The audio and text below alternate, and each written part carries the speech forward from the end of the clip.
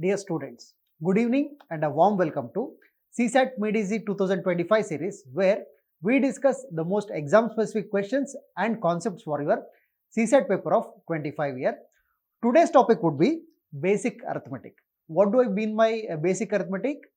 We will understand that as we go to the solving the problems. Okay, let's look at the first question. As always, we will begin with basic question and then gradually rise up to exam level question. If a plus b equals 9, where a and b are single digit distinct positive numbers, non-zero, what is the greatest value of a into b? Okay, what are they asking us?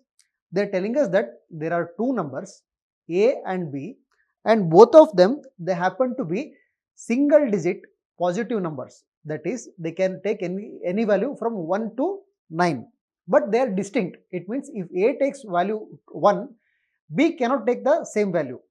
If a takes the value 2, b cannot be 2. They are distinct. They are distinct single digit positive numbers, and their sum is equal to 9.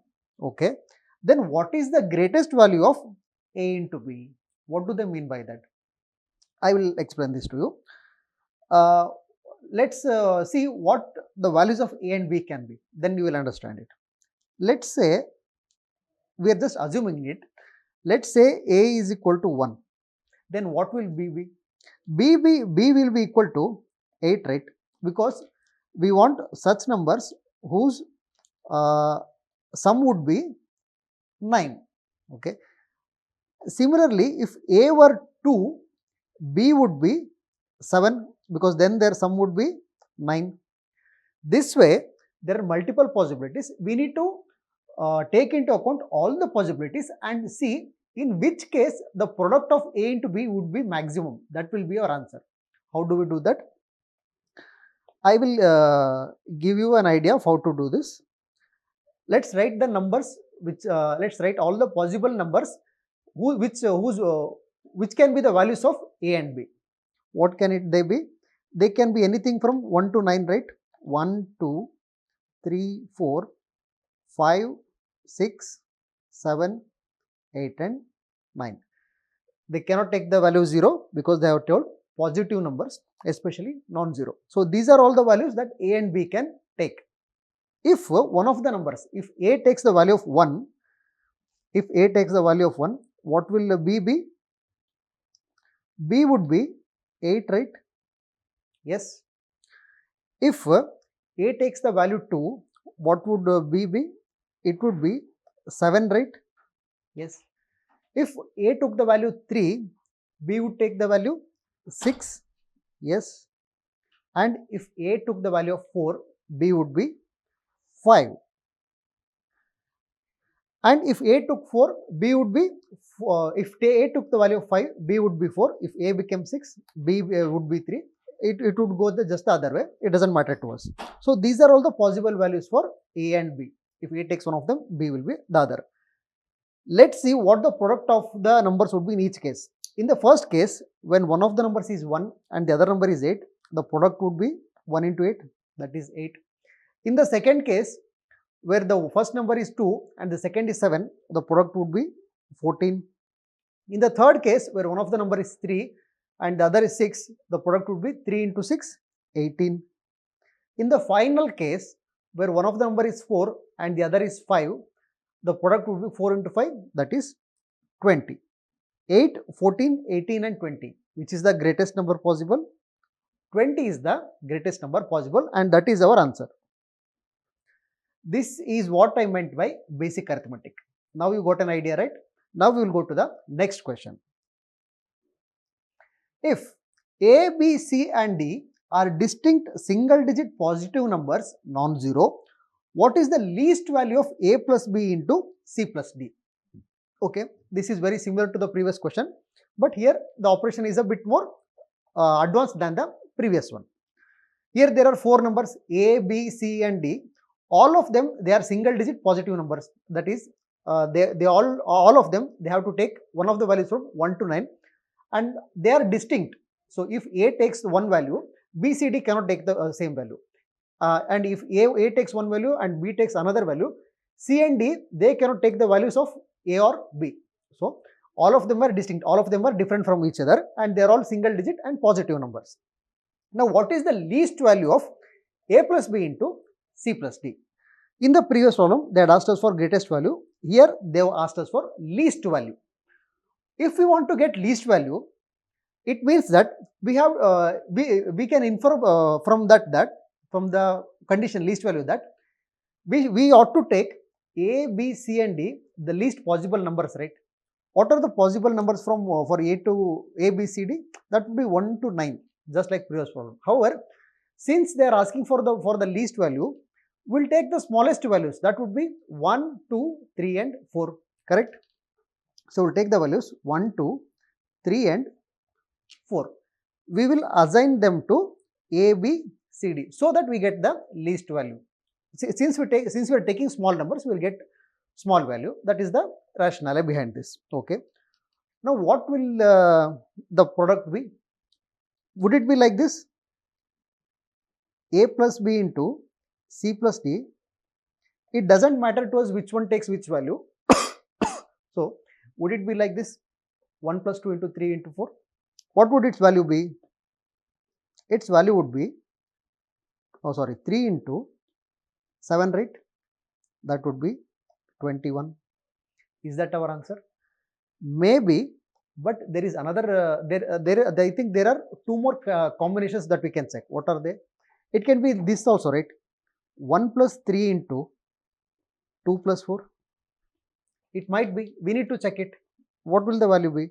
It would be 4 into 6. That would be 24. So, no. 21 is less than 24. So, this would not be the answer. Okay. We have one more combination, last combination to check what it is. 1 plus 4 into 2 plus 3. What would its value be? It would be 5 into 5 into 5. 5 into 5, right? That would be 25. No, 21 is still 21 and 24. Both are less than 25. So, this is not the smallest value. So, these are the only 3 combinations that were available. You may check there is no other combination. Okay, you might want to check another, if there is another conditions, try it on in your booklet, but these are the only 3 combinations that are possible, and our answer is 21. Okay. Now, we will go to an exam level question. This one. If A, B, C and D are distinct single digit positive numbers, non-zero, what is the least value of A minus B into C minus D? Now, it is just like before, A, B, C, D, 4 numbers, 4 distinct values, single digit positive numbers, okay, and they are asking us for least value. To get least value, what is what condition or what logic should we apply here? If we are to get the least value, just like previous problem, we do you think we need to use the smallest numbers? Would it be 1, 2, 3, 4? 1, 2, 3, 4. Okay, let's try that. Or let's see 1 minus 2 into 3 minus 4. That would be minus 1 into minus 1, which would be plus 1, right? However, look at the options, they are all negative. Plus 1 is more than all the options given. So, this is not it. Okay, we can do it another way. 1 minus 2 into 4 minus 3. Then you will get minus 1 into 1, which would be minus 1, and you have an option. So, is that your answer? No, we cannot do like this because the logic is a bit different. What is the logic here? The logic is that we need to pick such numbers for A and B and C and D such that their difference is maximum and one of them is positive and the other is negative. What do I mean by that? I mean, we shall take 1, 2 and 8, 9. Why? Because then the difference would be greatest, A minus B and C minus D. Then we will make one of them positive and one of them negative. So, plus into minus, we will get minus value, which, so the number, it's a numeric value, its quantitative value would be highest. Since the sign would be minus, it would be the least value. What do I mean by that? I will give an example. I want to take two small values and two big values, so that when we take the difference, we will have the biggest difference, and when we multiply, we will get the biggest quantitative value. Okay. There are two possibilities using these numbers, 1, 2 and 8 and 9. The first one would be 1 minus 9 into, this is not 2 minus 8, this would not, this is not 2 minus 8, because both of them would be negative, minus and minus would be plus, minus into minus would be plus. So I will make this one 8 minus 2. Okay, what will the value be? This will be minus 8 into 6, that would be minus 48. So there is an option there. Is it our answer? I don't think so. I will tell you why. There is another combination to check. What is that combination? We can check this combination, right? 1 minus 8 into 9 minus 2. Yes, this is another combination that we can check. These are the only two combinations that will give us the value of maximum quantitative value with minus sign, so that we get the least number. As we know, minus 2 is smaller than minus 1. That way, we want the number to be big. When we multiply these two terms, we want the number to be big, and one of them we should make positive and the other negative, so that the product is negative. And since the number is big, the total value of the number would be least. Okay, what will this number be? 1 minus 8, that would be minus 7. 9 minus 2, that would be plus 7. Minus 7 into 7, that would be 7 square, minus 49. We have a minus 49, and that is our answer. This is the least value that can be the product of A minus B into C minus D, A minus B into C minus D, when A, B, C, D are distinct single digit positive numbers. Yes, this was a bit tricky question, I know. However, if you understand the logic of this, the next homework question, it will be easy for you. This question, it is your homework question. This was asked in the 2023 paper. If you understand, just rewatch the video if you did not get the logic. If you understood that value, this will be an easy problem for you. Look at the question. If P, Q, R and S are distinct single digit positive numbers, then what is the greatest value of P plus Q into R plus S? There are 4 options, and I have also given you a clue. The numbers would be the 4 largest positive integers. That is the clue for you. Do try it and get the answer. Leave your answers in the comment section. We will discuss the answer in the next class. And now it is time to discuss the answer to the previous classes question. Previous class, it was on reading comprehension. Look at the passage. Good corporate governance structures encourage companies to provide accountability and control. And I have told you, whenever reading passage, as you go on reading, as you have finished reading one concept or one sentence, underline one or more terms, so that for 2 reasons. One reason would be to remember what you have read in the passage, and the other is when you read after you read the question, if you feel like reading the passage back, you need not read the entire passage. You can just read that keyword that you have underlined, and you will be able to recollect the concept that is there in that sentence. Okay. In the first sentence, good corporate governance structures encourage companies to provide accountability and control. I will underline corporate governance. Okay. The statement says that good corporate governance structure, it encourages companies to provide accountability and control. A fundamental reason why corporate governance has moved on to the economic and political agenda worldwide has been the rapid growth in the international capital markets. What is this sentence saying? This sentence says that since there has been a rapid growth in international capital markets, corporate governance has been, it has moved to economic and political agenda also. I will underline international capital markets. Since there has been a growth in the rapid growth in the international capital market, the corporate governance, it has been incorporated, or it is being adopted on a economic and political levels also. Okay. Effective corporate governance enhances access to external financing by firms, leading to greater investment, higher growth and employment. Okay. Effective corporate governance enhances access to external financing by firms, leading to greater investment and higher growth and employment. This sentence says that Because of effective corporate governance, there will be the companies will be able to access external financing, because of which there will be greater investment and because of which there will be greater employment. I will underline external financing. Investors look to place their funds where standards of disclosure of timely and accurate financial reporting and of equal treatment to all stakeholders are met. Why? Here they are giving a reason to why external financing is available. Because investors will be looking to place their funds where standards of disclosure are there, where there is a good financial reporting and there is equal treatment for all stakeholders. So, I will underline investors. Now, I will underline 4 key terms. Now, I will go to the passage. Which of the following statements best reflects the logical inference from the passage given above? What is inference? As I have told you, inference is something that you can deduce from the passage, or it is a conclusion which you can arrive at after reading the passage. And I have also told you that the best method to solve reading comprehension question is option elimination method. Why? Because while solving reading comprehension questions, do not think in terms of correct and wrong. Think in terms of most appropriate and less appropriate. Eliminate the less appropriate ones or the inappropriate ones, then you will be left with the most appropriate option and that will be your answer.